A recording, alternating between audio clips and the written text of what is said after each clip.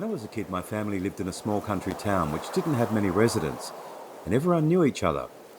It was a pretty boring place to grow up in, so most of the kids generally spent a lot of their time exploring and playing games together.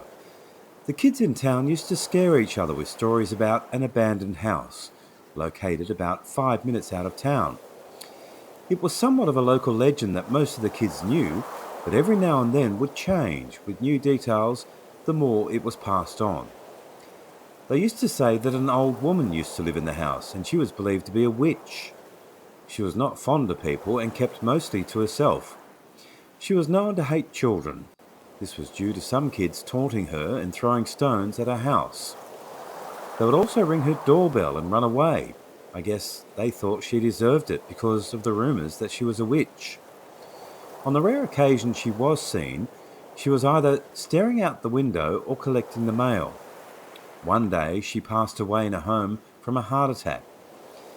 As she didn't speak to anyone, it took a while for the body to be discovered. It wasn't until her mail started to pile up that people discovered something was horribly wrong. Soon after her death, the story started to spread among the children. I first heard it from a boy called Joey who lived up the street from me. He was a pretty reckless kid who was in fact one of the kids who was taunting the old woman in the first place. He told me that the old woman owned a large mirror that she cherished, her most prized possession.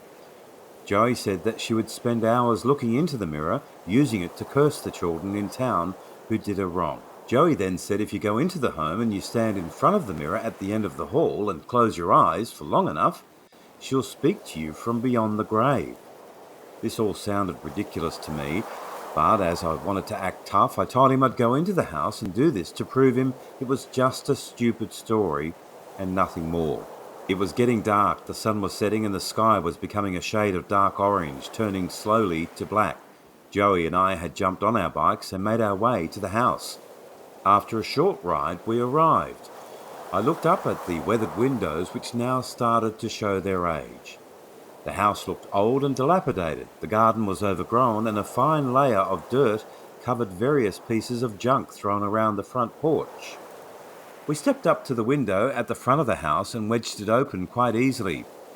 Being a small town, nobody really cared too much about security as we didn't get any tourists or people driving through. We climbed through the window as the sun disappeared fully, now blanketing the sky in darkness. I couldn't see much until Joey flashed the light. A section of the room lit up and I could see dust-covered old frames and vases.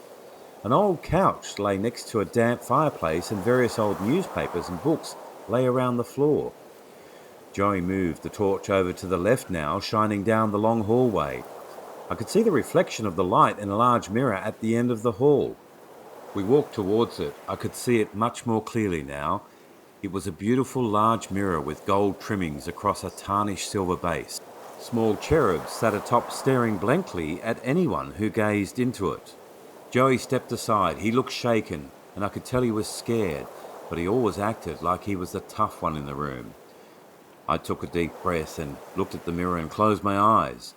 It was so silent I could only hear the wind outside and the cracking of the old house. I kept my eyes closed tightly and slowed my breathing. Something seemed off. It almost seemed too quiet. About 15 seconds had passed and nothing happened. I said, "I told you, Joey, it's just a stupid story." Suddenly, I heard Joey run quickly behind me and roughly shuffled out the window. He left me. I couldn't believe it. That chicken. But why would he run away like that? I felt so alone and cold. This didn't feel right. Something was wrong. I was too scared to open my eyes. Then I felt it. Nails. Cold, sharp nails scratching up the back of my neck, and a cold and frightened laugh pierced my ear.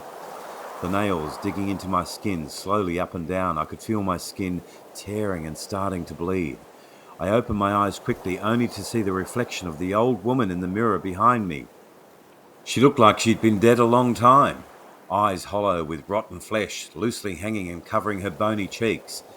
I can still remember that smile, a huge grin on her face showing chipped black and rotten teeth. I could only see the mirror now, lit by the light from the moon coming through the window as Joey had taken the torch with him. I quickly turned around, and as fast as she appeared, The old woman was gone. I ran as fast as I could down the hall and out the window. It seemed like I was running forever. I met Joey out the front and looked back at the house. The old woman was looking at me through the window, laughing, cackling that cold laugh. I could hear it almost like it was inside my head.